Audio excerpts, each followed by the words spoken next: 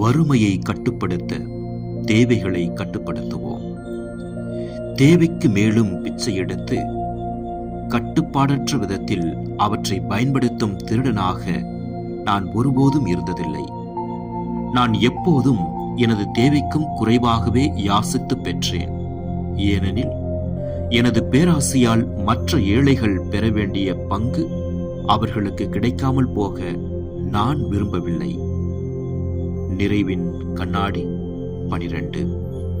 இன்றைய சிந்தனை: சக்தி இருந்தால், வசதி இருந்தால் எதையும் வைத்துக் கொள்ளலாம் என்ற எண்ணம் ஆதிக்க ஆணவ சிந்தனையாகும். சக மனிதருடைய தேவைகள் நமது தேவைகளை நிறைவேற்றிக் கொள்வதற்கு வரம்பு விதிக்க வேண்டும். இயற்கை வளங்கள் ஏராளமாக இருந்தாலும் அவை அளவற்றவை அல்ல.